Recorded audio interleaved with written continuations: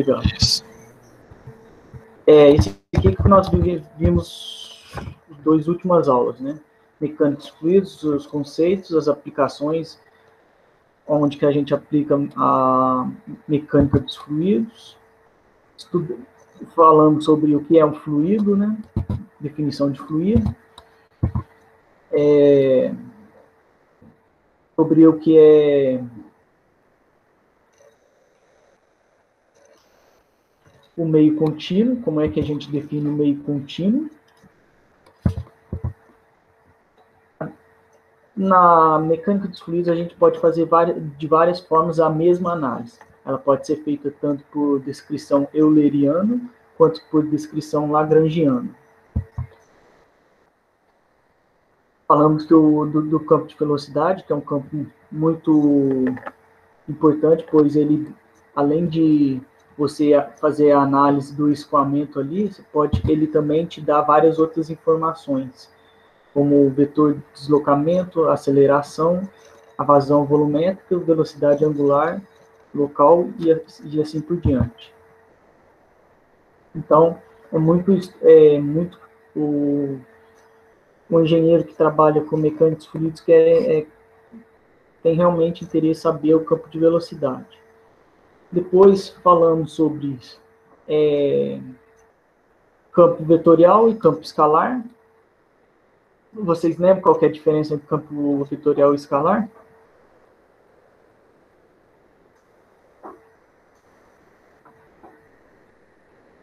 Hein, gente? O campo vetorial ele já começa, o parâmetro que é vetorial, já começa que ele tem eles colocam uma setinha em cima. Por quê? Além de ele ter uma magnitude, um valor, ele também tem uma direção e um sentido. Enquanto que alguns parâmetros que são escalares, ele não tem direção e sentido, apenas a sua magnitude como valor. Falamos então sobre pressão, massa específica, volume específico, densidade, peso específico, temperatura, energia interna, energia potencial, energia cinética, entalpia, entropia, relações de estado para gases, quando é que a gente usa aquela nossa famosa fórmula que vem acompanhando a gente desde o ensino médio, PV igual a nRT, ou que eu demonstrei de outra forma, P igual a ρRT, mas é a mesma forma. Eu fiz essa demonstração para vocês na aula passada, que é a mesma forma. Do P igual a ρRT, eu chego em PV igual a nRT. E quando é que a gente pode utilizar essa forma? O R quer dizer o quê? É uma constante do gás. E essa constante do gás é representada por quê? Pela constante universal dos gases, pela massa molar. Então, vocês têm que ter hora, vocês têm que saber, em todas as equações, é que você está trabalhando com a constante do gás, ou senão a constante universal dos gases. Todo mundo pensa assim, estou trabalhando com a constante universal dos gases.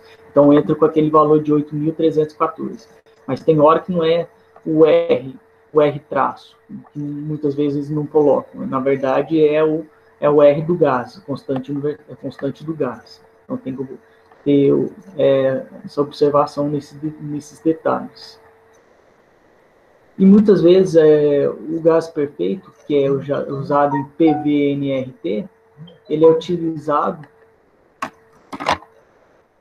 pois ele é uma fórmula que tem um certo erro, coisa que não é uma equação real, mas observando com a equação real, muitas vezes ele varia muito pouco. Por isso que você tem que saber em que região que trabalha de temperatura e pressão com a equação dos gases perfeitos para dizer se ele é válido para trabalhar com gases reais, para saber qual que é a incerteza que você tem trabalhando com essa equação. viscosidade. Foi parado aqui ou foi mais parado lá mais à frente, gente?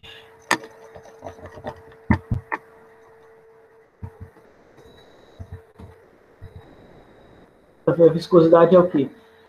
A viscosidade representa a resistência quando o fluido está escoando. Por exemplo, a gente tem o ar e a água. Os dois têm viscosidade diferente.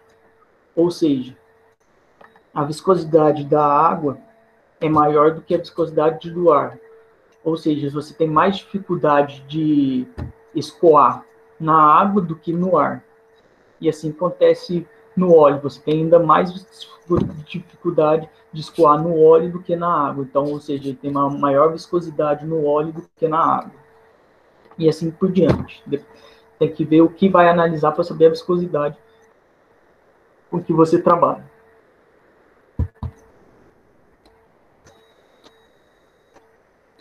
Observamos que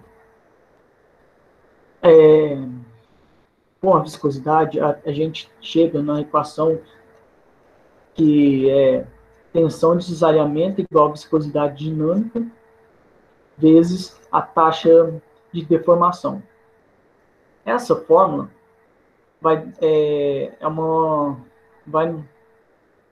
em gráfico vai fornecer uma equação linear, ou seja, ela é para fluidos newtonianos. Fluidos newtonianos acontece essa representação, que a tensão de cisalhamento é proporcional à taxa de deformação, mas não é o que ocorre com a maioria dos fluidos. Tem muitos fluidos que não ocorre isso. Uma minoria, que é chamada de fluidos newtonianos, ocorre que eles são proporcionais.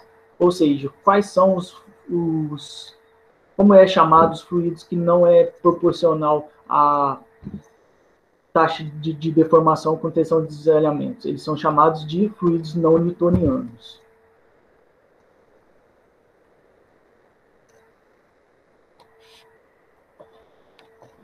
Exemplo deles, dos fluidos não newtonianos, a pasta de dente, geleia, lama, óleos de motor e soluções poliméricas. E fluidos newtonianos, água, álcool e benzeno.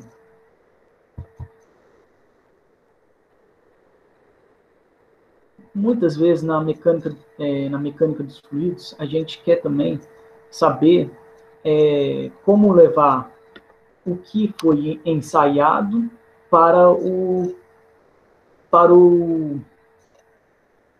projeto.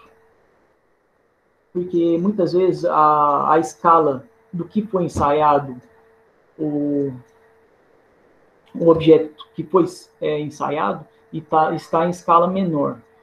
Para levar para o projeto que está na escala que realmente vai funcionar, que vai escoar o objeto, ele está numa escala, na maioria das vezes, em tamanhos maiores, ou pode ser também em tamanhos menores. Ou seja, para que você consiga levar o que você ensaiou para o que você, de fato, vai aplicar, você utiliza muito da análise adimensional. Ou seja, uma delas vem a ser o quê? O número de Reynolds. No número de Reynolds, a gente trabalha com 3 tipos de escoamento. A gente considera 3 tipos de escoamento: escoamento laminar, de transição e turbulento. No caso da água, a gente fala que Reynolds menor de 2000, a gente tem Reynolds laminar entre 2000 e 2400 de transição, e maior que 2400 é turbulento. Viemos com o número de Mach, estudamos também o número de Mach, é outro número adimensional que estuda o que é força inercial pela força de compressão. Isso é para saber o quê? Tipo de escoamento que a gente vai trabalhar, se é escoamento compressível ou incompressível. E por último, a gente falou das duas últimas aulas passadas, a gente falou sobre as técnicas básicas de análise. A gente pode fazer a análise pelo volume de controle, ou seja, analisar um objeto que entra e sai o escoamento e ver o que o fluido está aplicando de forças nessa superfície. Ou senão, a gente pode fazer o estudo da análise diferencial, que é analisar a partícula escoando. E, por último, forma que pode ser feita a análise é fazendo pela análise dimensional, ou seja, fazendo o estudo experimental. Abaixo eu coloquei, para fazer esse estudo de escoamento, você tem que saber as leis de conservação, você tem que também ter as condições de contorno e a relação de estado termodinâmico. E para facilitar na mecânica dos fluidos a gente resolver os nossos problemas, a gente pode fazer algumas hipóteses simplificadoras, como se ele é permanente ou não permanente. Nós falamos se ele é viscoso ou não viscoso, incompressível ou compressível, ou se ele é gás ou líquido.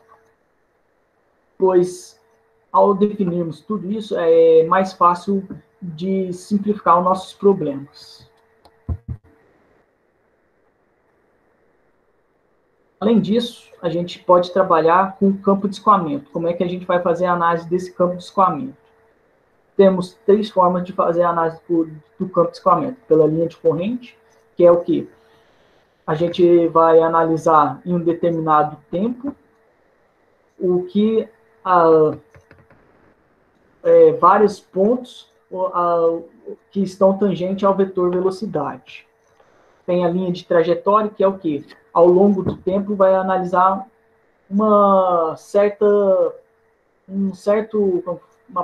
partícula ao longo do escoamento. A linha de emissão é o que vai acontecer ao longo do tempo com todas as partículas depois que passou por aquele ponto.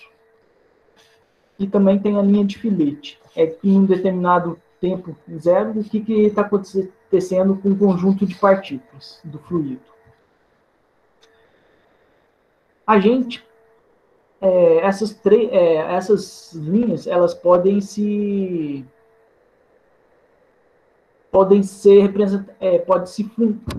fundir, ser a mesma linha representada. Quando isso pode acontecer? Quando a gente trabalha em linha permanente. Regime permanente. Ou seja, quando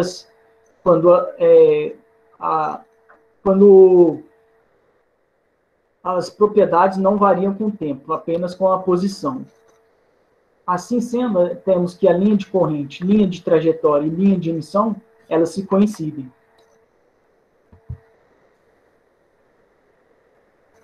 E como foi falado, a linha de corrente você consegue mais trabalhado matematicamente, enquanto as outras demais 3 linhas você trabalha experimentalmente.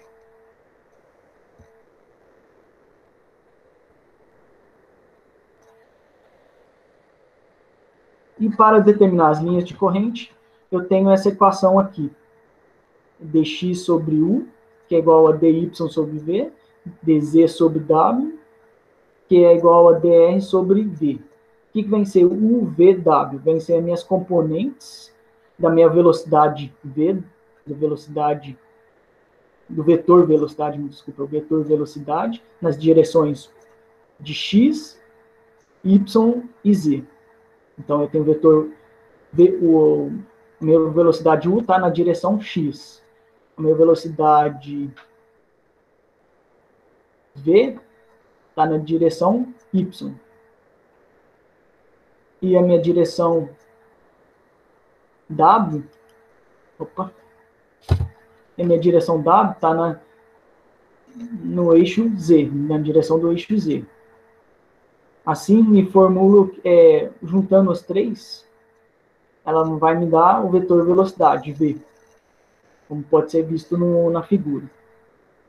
E o dx é o meu unitário. É o meu vetor unitário nas 3 direções também. Então, é essa equação que a gente utiliza para encontrar o campo de velocidade. O encontro da linha de trajetória, eu faço encontro dessa forma, que é o x, que é a posição, é a integral do velocidade em relação ao eixo x, dt, a mesma coisa para as demais posições, y e z. E a linha de emissão é fácil ser gerado através de experimentos. Aqui nós vamos fazer um exemplo, para tentar descrever o que vem a ser o nosso campo de velocidade, como é que a gente vai analisar. Temos aqui o caso da distribuição de velocidade, 1, o nosso velocidade na direção x, ela é 1 igual a kx, vetor velocidade na direção y é igual a v menos ky, e o vetor w da velocidade, ele é igual a zero. Ou seja, o que eu posso concluir? Ele é um escoamento bidimensional, porque ele só vai variar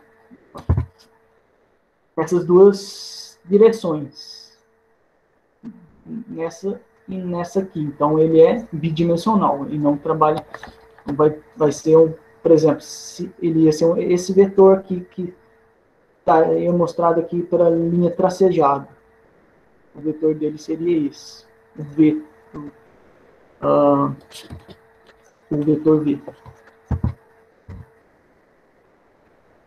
O que mais que eu posso dizer?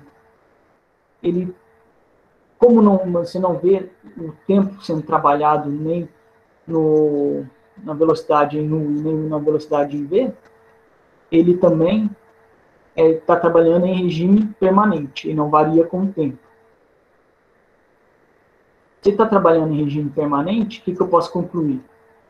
Que a minha linha de corrente é a minha linha de trajetória, que é a minha linha de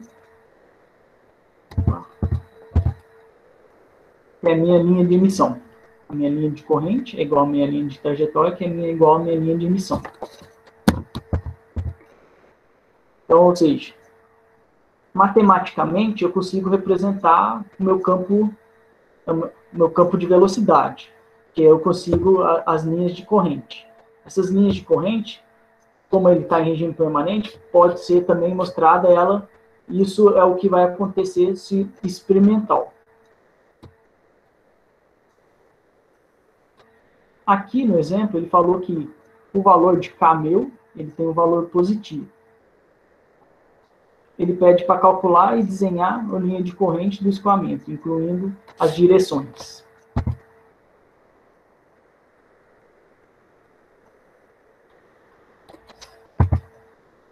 Vamos tentar fazer um negócio para vocês começarem a entender as coisas.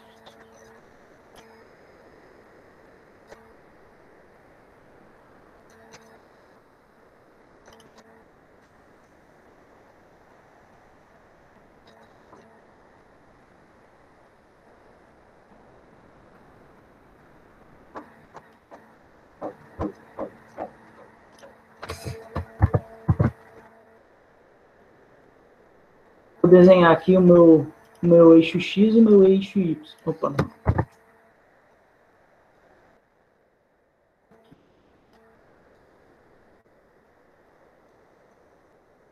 Meu eixo X e o meu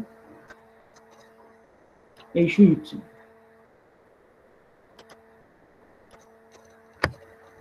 Y. E aqui o meu eixo X. Ele falou que a minha equação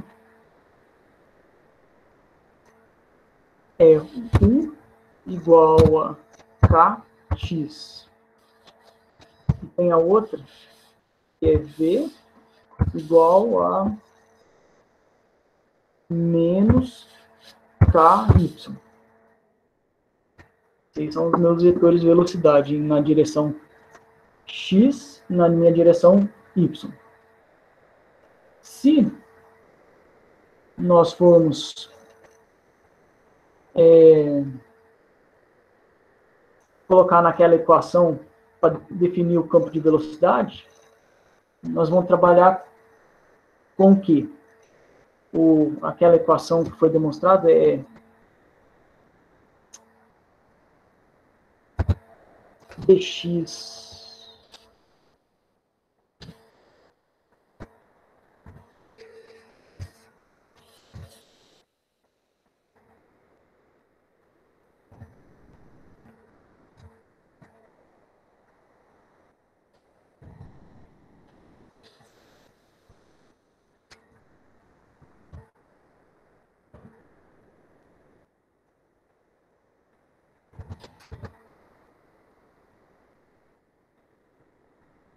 essa equação aqui que eu vou trabalhar. Agora, como é que eu vou pegar isso?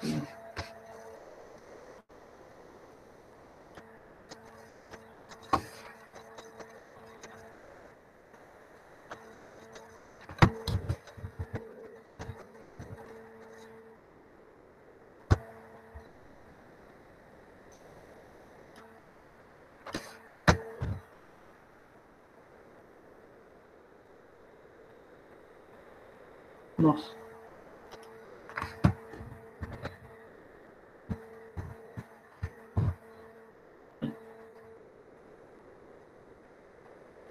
Essa equação para encontrar o campo de velocidade para um escoamento bidimensional. Ou seja, se nós substituirmos, o que nós vamos ficar? Espera aí, vamos ver se é possível. Vou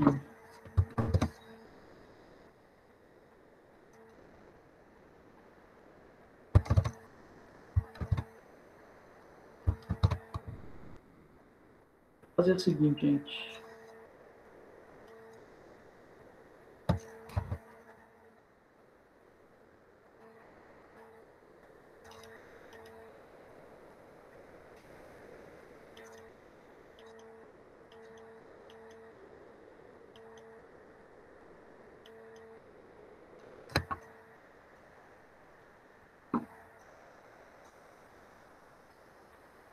Oh, meu Deus.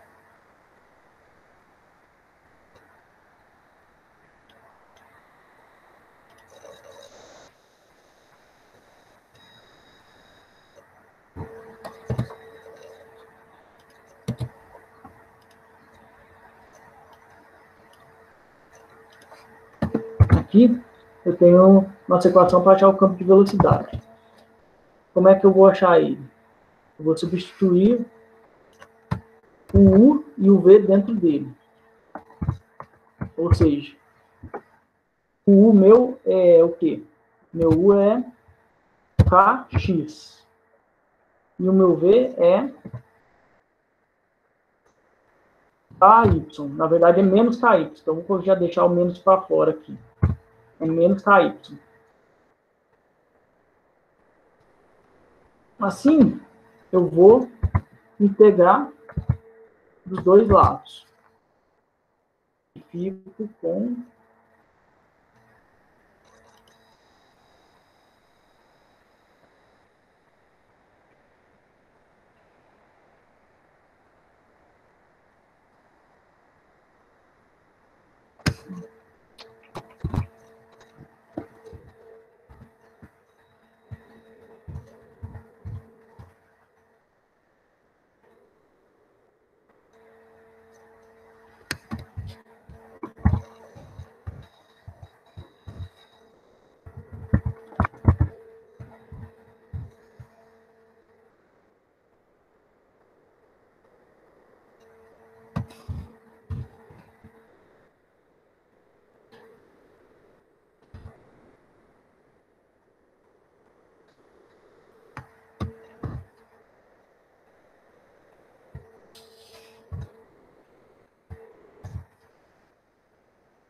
opa, aqui. O menos já pode sair da fora da integral. Ou seja, o que nós vamos ter? fazendo a integral disso aí, ficamos com integral de dx. Espera aí, fiz alguma coisa errada. O K eu posso tirar, né? Aqui, desculpa, gente.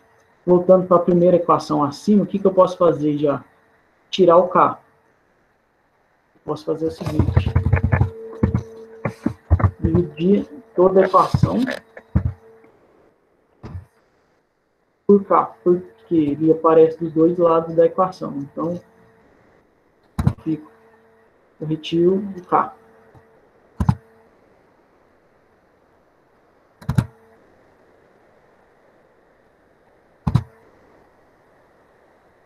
A integral de 1 sobre x é o quê?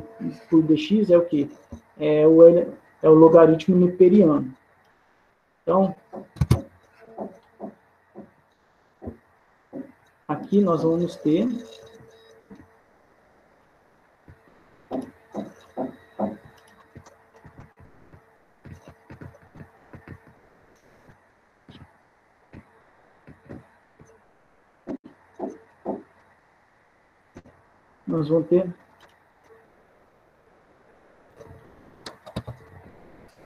o quê?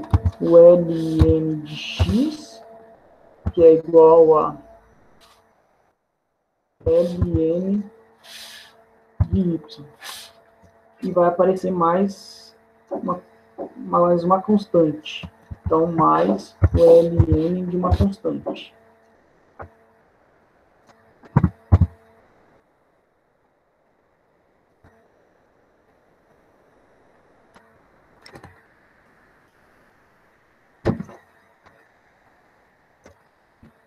Como tem ln em todos nos dois lados da igualdade, a gente pode tirar o logaritmo neperiano. Então, eu fico com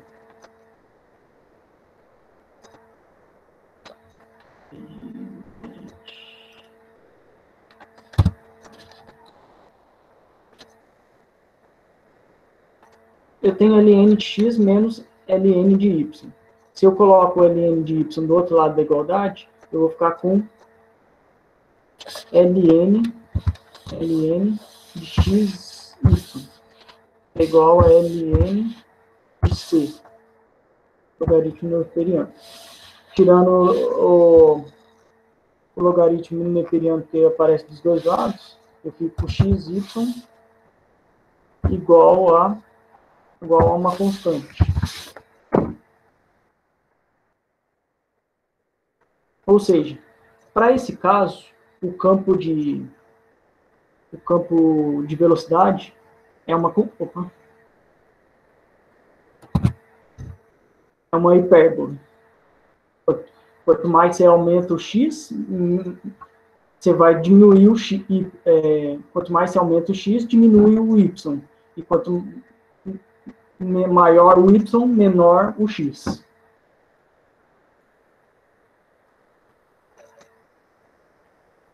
Voltando para cá. Agora, para construir o nosso gráfico, a gente vai ter, então, aqui. Então, nós temos que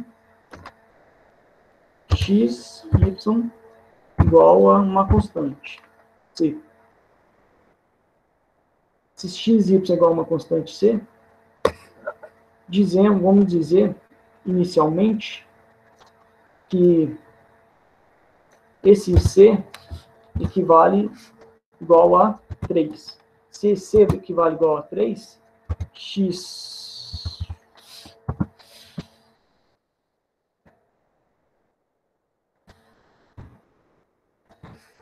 vamos descobrir o valor de x, qual que é a posição de x e de y.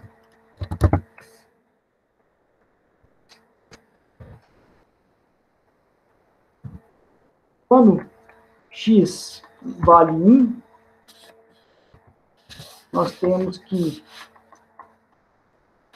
jogando na equação x, y igual a c, qual que é o valor de y? Isso aí foi um valor arbitrário, Fábio? Você tirou de algum lugar? Oi? Você que escolheu ou você tirou ele de algum lugar? Não, esse aqui é para montar a minha, como fala? Minha linha de corrente. Ele é arbitrário, os valores. Nossa. Porque a minha equação que ele dá o campo de velocidade, que é muito. Ele não me deu nenhuma restrição, nada. Ele é bem aberto. O, eu não tenho nenhuma restrição para que eu possa fazer o campo de velocidade dele. Então, vocês vão ver como é que vai ficar o campo de velocidade. Eu vou dar os pontos para alguns pontos para depois a gente fazer o desenho do campo de velocidade. Tudo bem?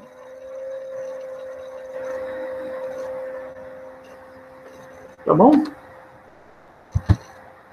Tá bom, obrigada.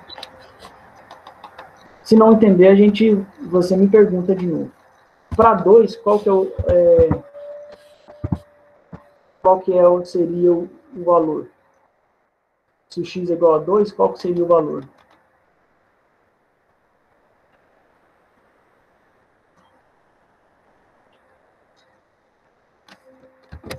X igual a 2, para dar 3, seria o quê? 1,5, né? Meio, 1,5.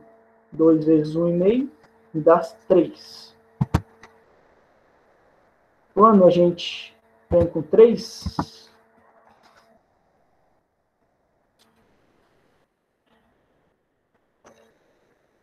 nós temos o valor de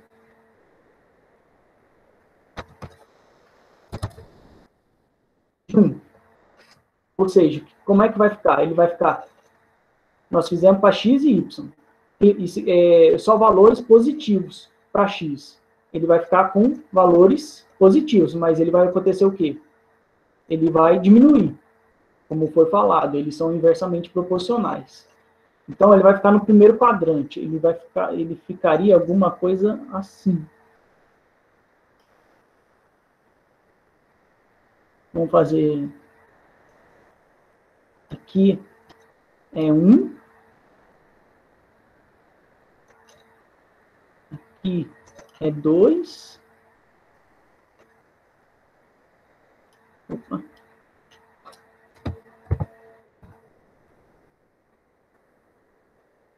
E seria meu 3.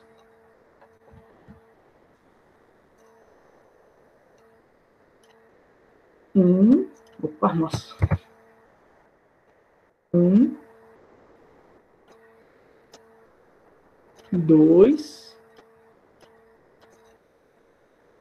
3. Quando x é 1, ele estaria aqui mais ou menos o ponto, né? Quando x é 2, é 1,5. Então, o ponto seria mais ou menos aqui.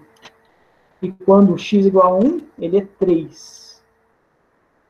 Ou seja, quando o escoamento dele, né, aqui, seria assim, ó.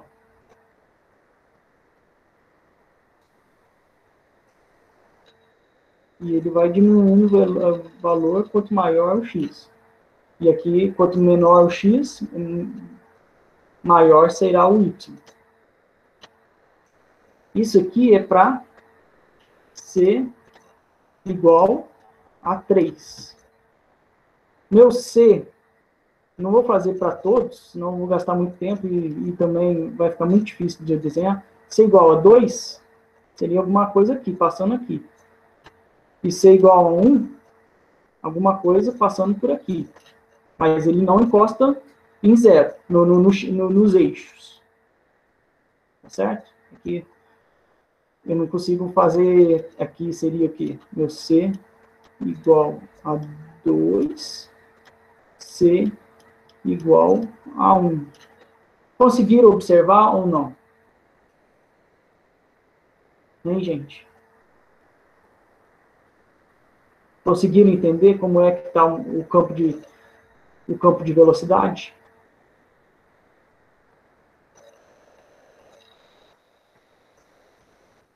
Aqui ficaria o meu, por exemplo, esse aqui seria o meu C igual, opa, igual a 6. Quanto maior C, mais longe ele fica dos eixos. Ele só vai encontrar o eixo mais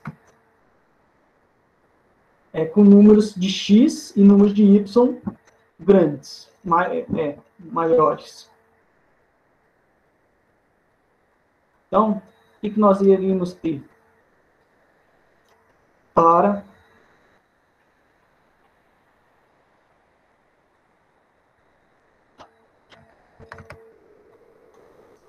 vocês sabem se eu consigo espelhar isso aqui ou não?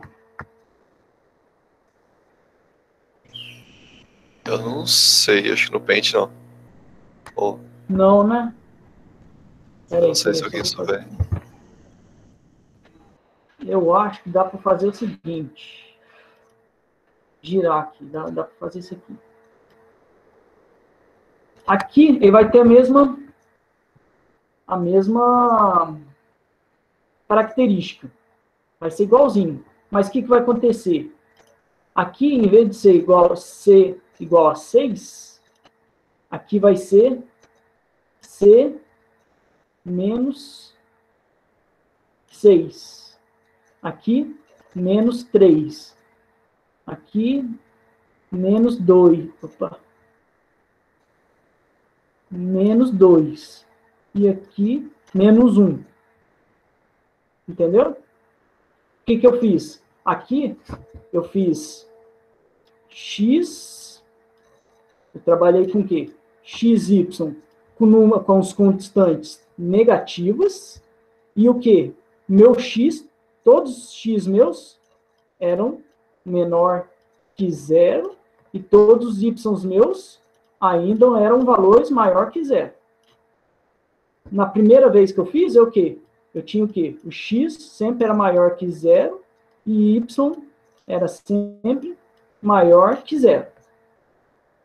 Todo mundo conseguiu ver isso, conseguiu entender isso.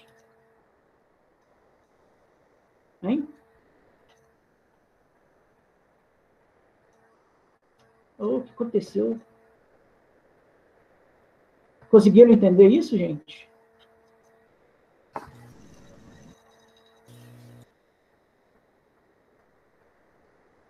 Você pode falar de novo, por favor? Eu posso. Só um segundo, só porque eu acabei de ver que acabou de sair da outra tela. Eu devia ter feito isso aqui, né, na verdade. Só girar ele aqui, só colocar ele no lugar, eu já te respondo, tá bom, moço? Não.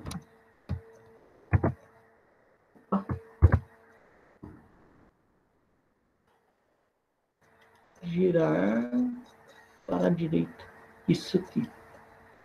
Aqui seria o quê, então? Aqui. Vamos deixar mais ou menos assim, né? Aqui é o C.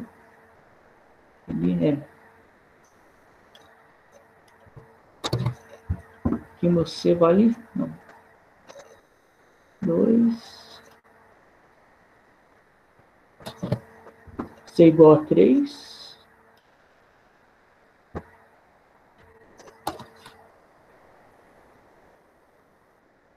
E C igual a 1. C igual a 1, C igual a 2. Aqui é C igual a...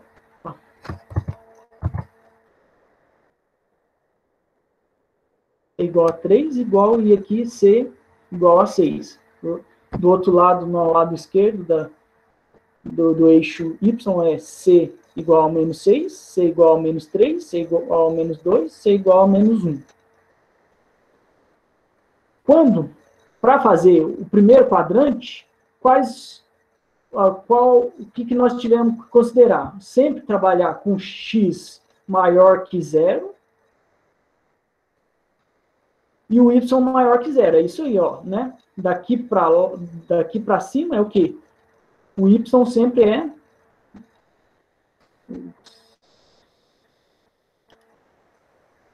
O y sempre é maior que 0.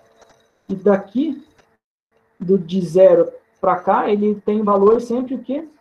Maior que 0. Esse é o primeiro quadrante. Nosso segundo quadrante que está aqui, como é que a gente teve que fazer?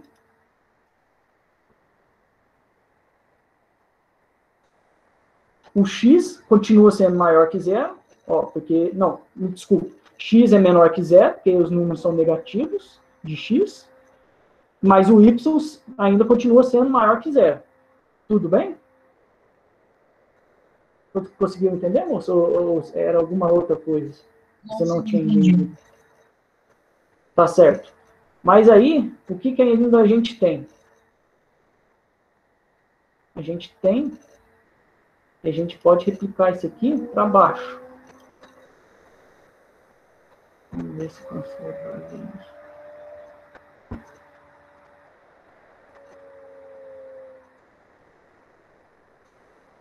Não.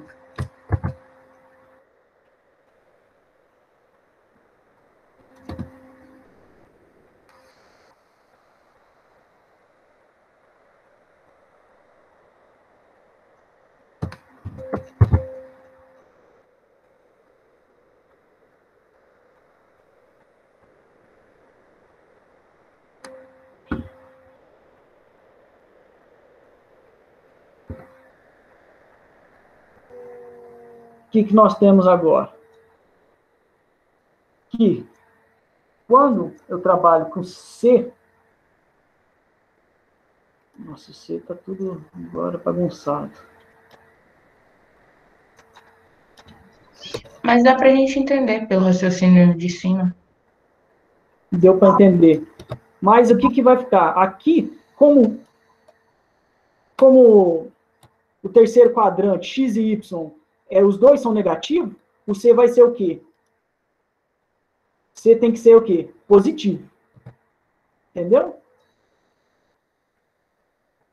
O C tem os mesmos valores, pode aparecer os mesmos valores, mas ele é positivo para o terceiro quadrante. E o C para o quarto quadrante, ele é negativo. Entenderam? Sim. Aqui o C é, no caso, negativo.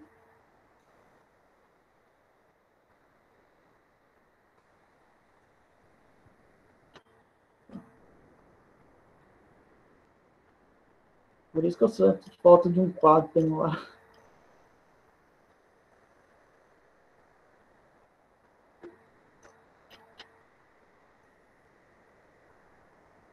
Aqui, o C negativo. Aqui, C negativo.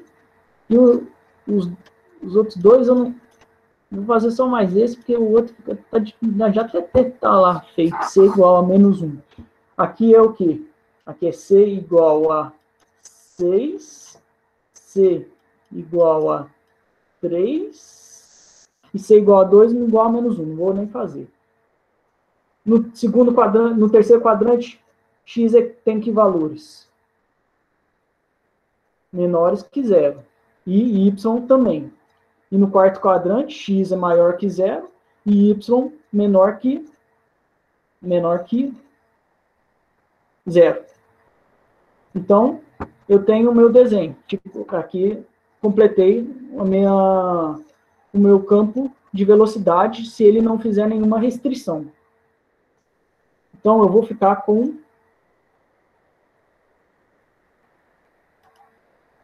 isso aqui. Um desenho mais bonitinho. Mas queria que vocês entendessem como é que faz a construção.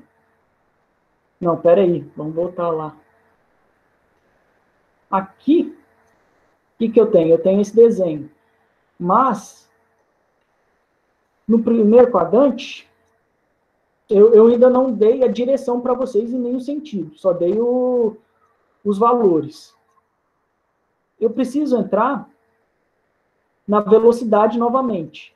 X, quando eu entro com X no primeiro quadrante, ele é sinal positivo. Então, meu U é positivo e meu V é positivo.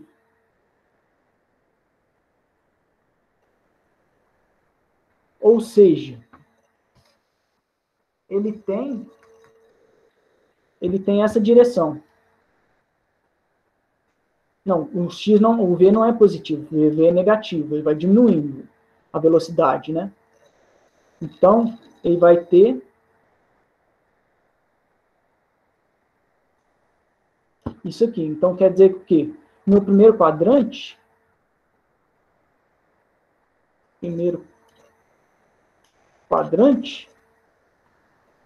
acho que dá para fazer assim melhor. No meu primeiro quadrante, implica que meu U é positivo e e V é negativo.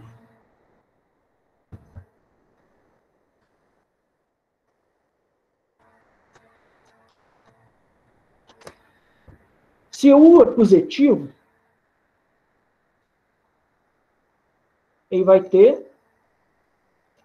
ser assim, ele vai crescer para cá. E o negativo é para cá. Não, o V, desculpa. O V negativo e U. Então, ele só vai agora, essas setas aqui só vão aumentar com a magnitude dele, por causa do X e do Y. Mas ele vai ficar o quê? Ele vai ficar para baixo, da esquerda para a direita, como foi mostrado pela seta. Conseguiram entender como é que vocês vão achar a direção e o sentido? O primeiro quadrante?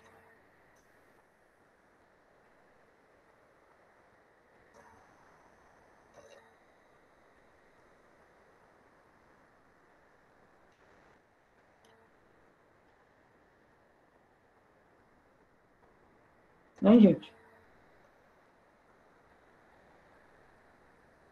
Estão entendendo? Oi? Eu não peguei muito bem. Se puder falar aí. Primeiro quadrante.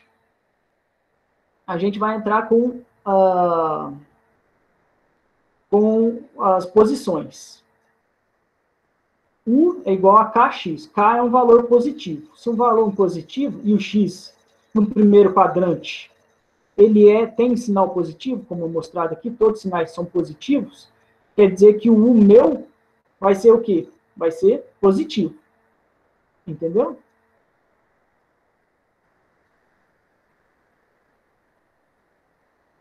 Tá, é de acordo com o valor de X, então.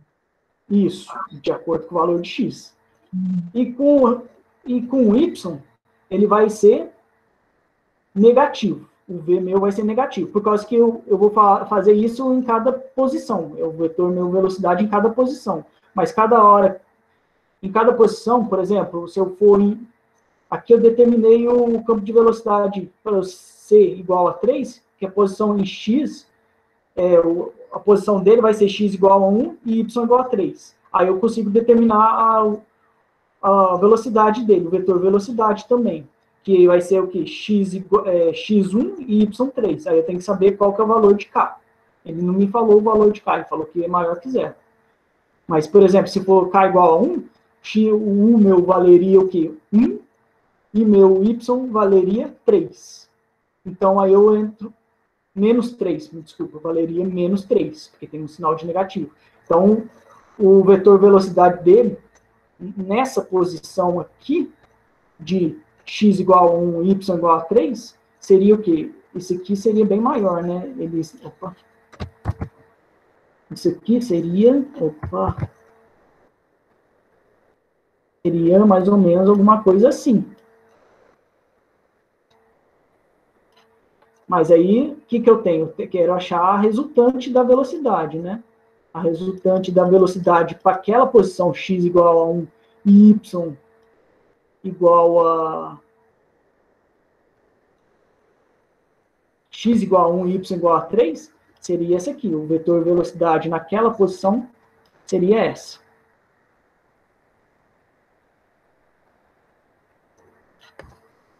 Entendeu? Entendi. Agora, como eu estou no primeiro quadrante, o meu x é sempre maior que zero. O y também é maior que zero. Então, quer dizer o quê? O meu U vai ser sempre maior que zero, porque o meu x é maior que zero, e como o meu y é maior que zero, o meu v vai ser menor que zero. Então, sempre vai ser negativo, o meu v vai ser para baixo, e o meu u vai ser para a direita.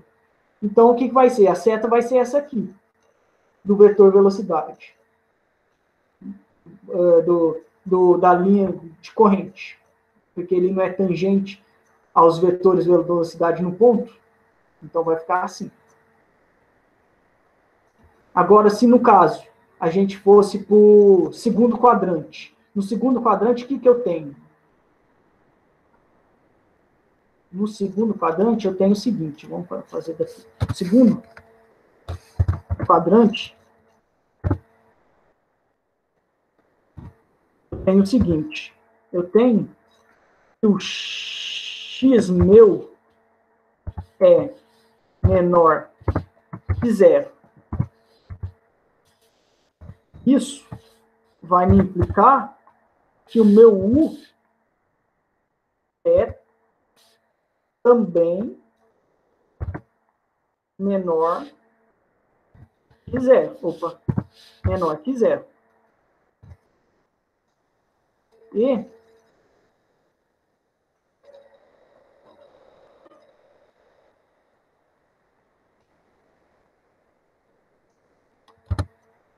outra coisa que eu tenho, o y meu, ele é maior, opa, ele já tem sinal positivo, então ele é maior que zero.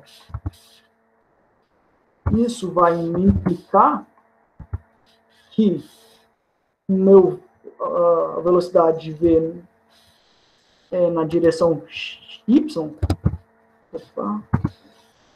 é maior.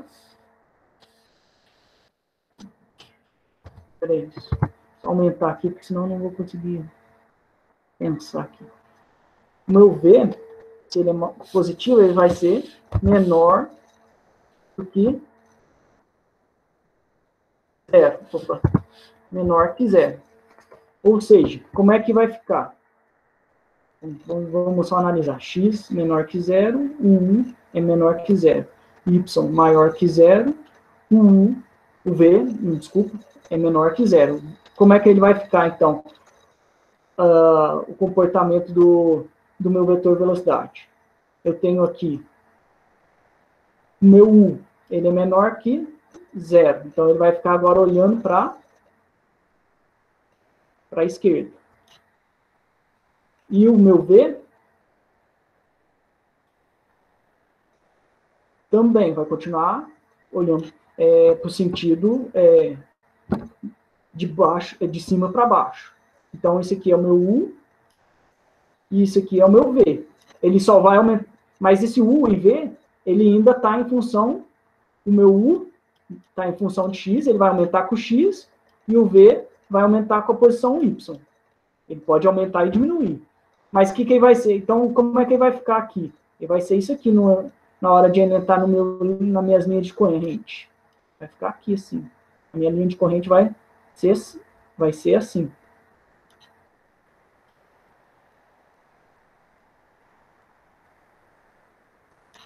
Entendidos? Alguém ainda tem alguma dúvida? Quer que eu faça para mais um caso? O terceiro e quarto quadrante, ou tá entendido?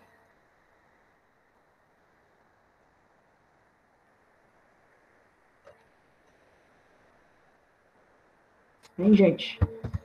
Eu não...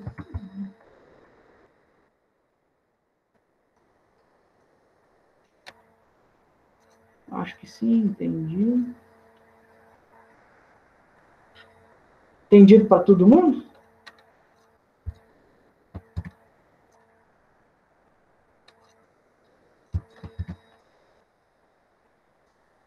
Tá assim?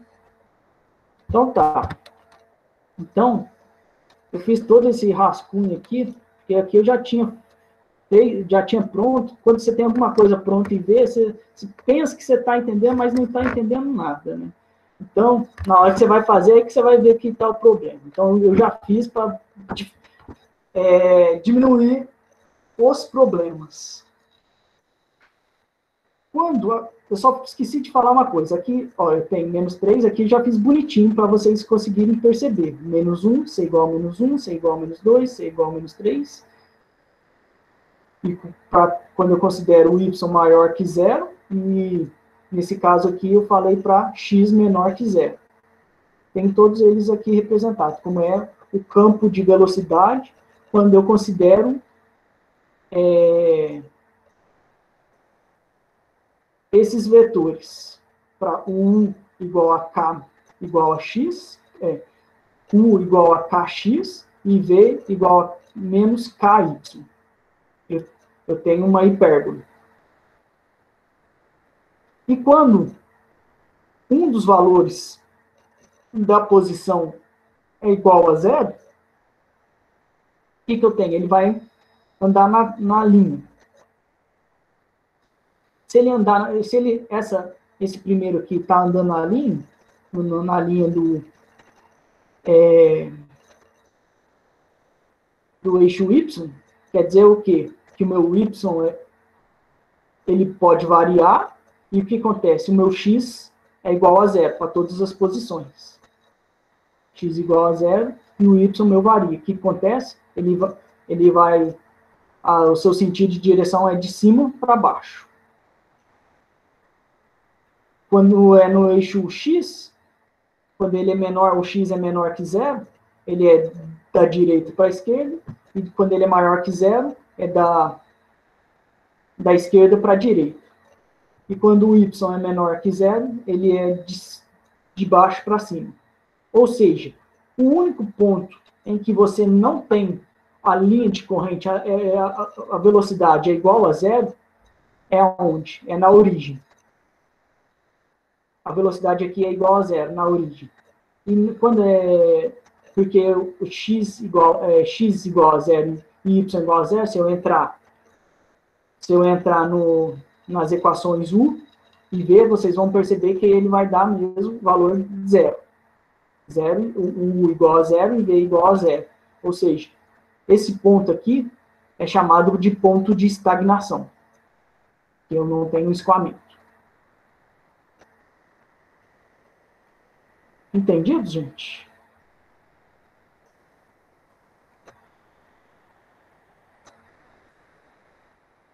O que nós podemos fazer? Isso aqui foi um caso geral, utilizando aquelas formas. Mas, vamos ver mais para frente, que a gente pode considerar, por exemplo, há dois escoamentos. Esse escoamento de cima está se encontrando com esse escoamento de baixo. Isso é o que vai acontecer, pode acontecer. Eles se encontram no eixo X. Entendeu? O escoamento que vem de cima para baixo e o escoamento de baixo para cima, eles se encontram aqui em X. O que ele vai acontecer com eles? Esse pode ser um dos estudos que a gente pode fazer, analisar. Ou se não, a gente desconsidera tudo que está só considera o que está x maior que 0. Ou seja, essa parcela aqui, vou pegar essa aqui.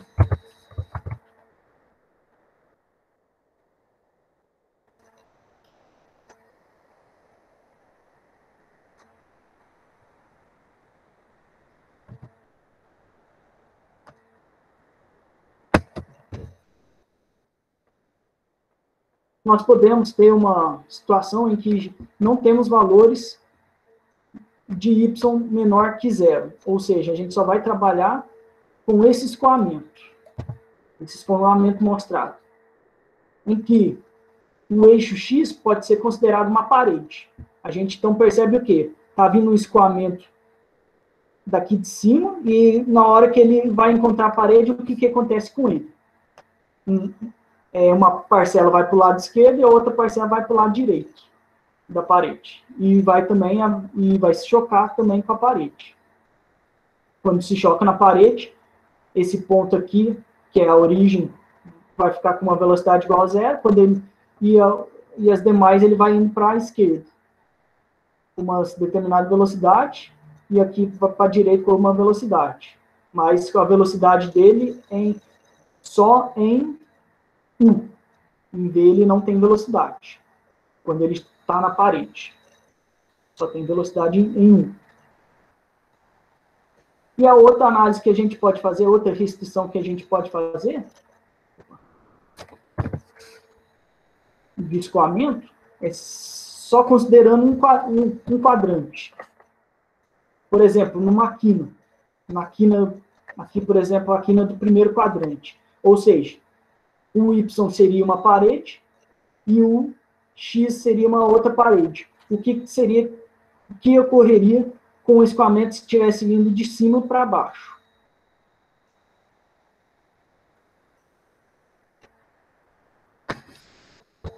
Entenderam, gente? Sim, Conseguiram entender? Sim? ajudou a dar uma clareada. Deu uma clareada, porque o campo de velocidade foi mostrado por aquela... Então, o que nós temos? É o seguinte. Matematicamente, a gente consegue, sabendo esses dados, a gente consegue aplicá-lo nessa equação aqui e obter o quê? O nosso campo de velocidade. O campo de velocidade, que seria esse aqui. As nossas linhas de corrente, me desculpa. O campo de velocidade, que seriam as nossas linhas de corrente. Essas linhas de corrente, quando está em regime permanente, ou seja, as propriedades não variam com o tempo, tanto é que vocês podem ver que aqui, não, o meu U nem o meu V, eles não estão variando com uma variável T, que seria o tempo. Ou seja, não variam com o tempo, o que eu tenho?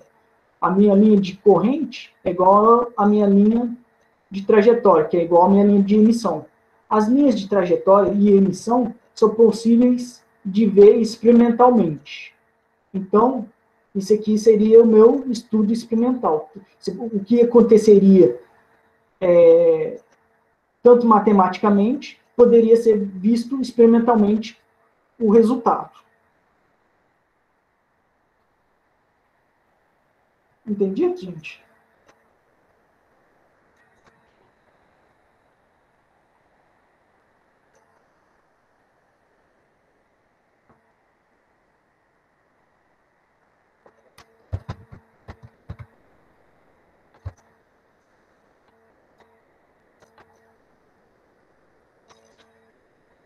Sim? Então entendido. Problema. Hein?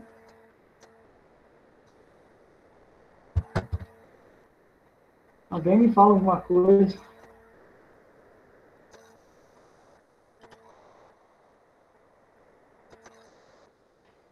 Eu acho que entendi. Vamos dar atenção para fazer algum exercício. Pode falar, Guilherme. Oi? Fazer exercício? Certo. Eu vou soltar a lista para vocês. Não sei se na lista tem. Se a lista tiver, vocês já fazem exemplo. Já fazem exercício. Se não, na próxima aula eu faço exercício com vocês. Tá certo? E obrigado, Pedro, por ter me mandado a lista da turma. Tá joia? Então, bom, mas sobre a aula até agora, alguém tem alguma dúvida?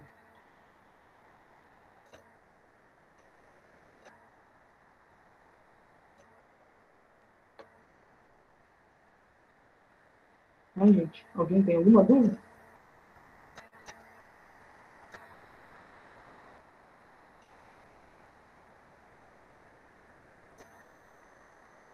Se não tem dúvida, a nossa aula se encerra por aqui. Vou até parar a gravação.